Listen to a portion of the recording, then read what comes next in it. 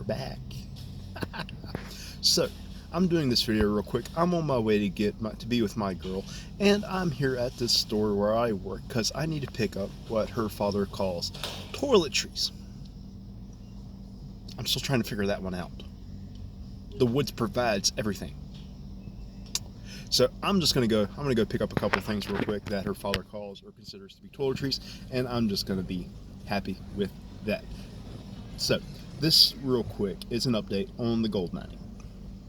So we have been able to get and work with our local state forestry department and with the state forestry department down in Roanoke, people back and forth in the government, whatnot, to be able to get permission to go into these areas.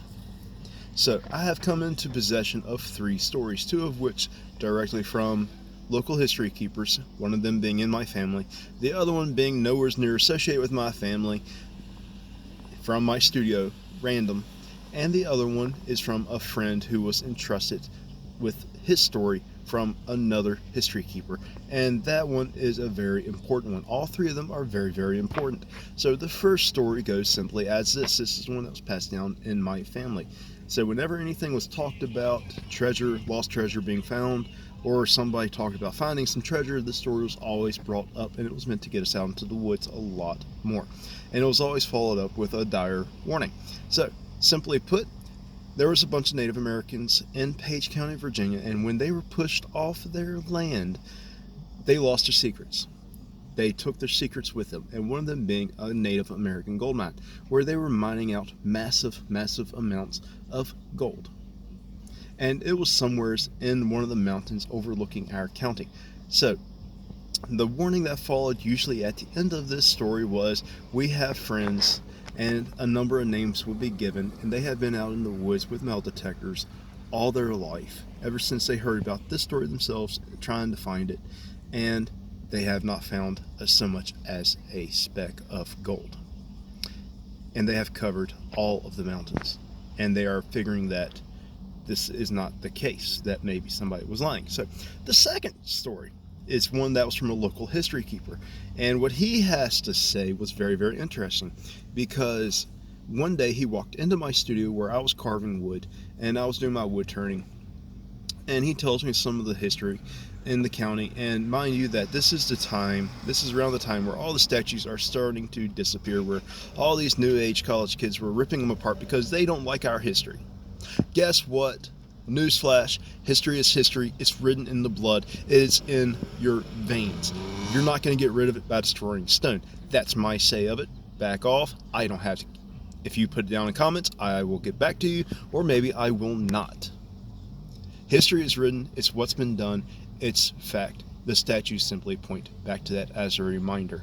And if you forget your history, if you forget your roots, you become molded or being moldable into something else entirely.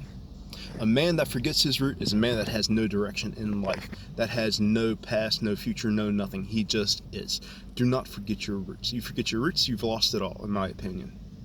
And that's just it. That's my opinion. It might not be yours. Quite frankly, I just don't care. I've got my opinion. I'm sticking to it. That's mine. Back off.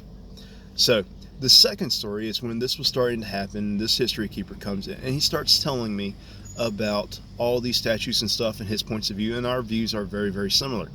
And he tells me, we start swapping some stories, and he starts telling me of lost treasures from the Confederacy here in the valley.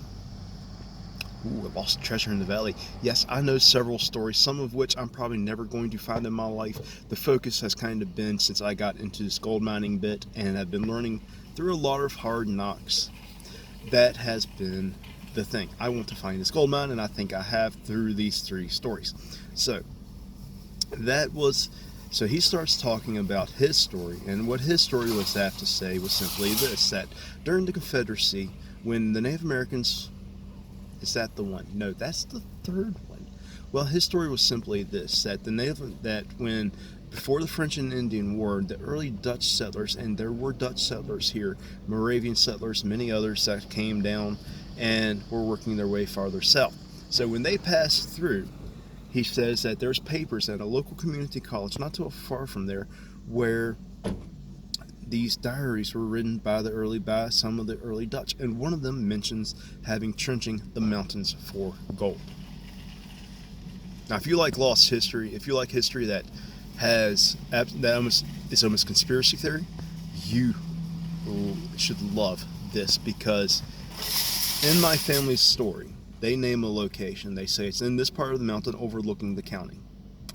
Now, when I told him my story, because he tells me of this in conjunction, and I tell him my story, but I omitted my location.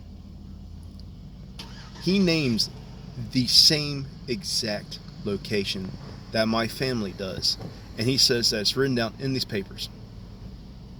Same exact location. So, mind blower. So I started poking around a bit more in these areas, thinking that there might be something to it. And I'm in these areas, and I'm doing my panning bit. And wouldn't you happen to know it, I'm thinking what I'm finding is gold. Not 100% sure. I'm thinking. In fact, it got to the point where it was just like, yeah, I want to believe it's gold, so I'm going to believe it's gold, and I'm just going to keep going at it. So I spent some time digging it up. I've had gold miners from other places that I've met. They look at this stuff and they don't bat an eye. They're like, yeah, that's gold. I've taken some of my cons and they've seen the gold in there. They're like, yeah, that is gold. So,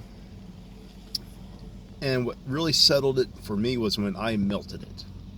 When I got myself my poor man crucible, my flux, and I went and I just melted that stuff and poured it in. I watched metal balls form. I crushed it out. It behaved like gold. So I've learned a few things about our gold in the county. So it's there.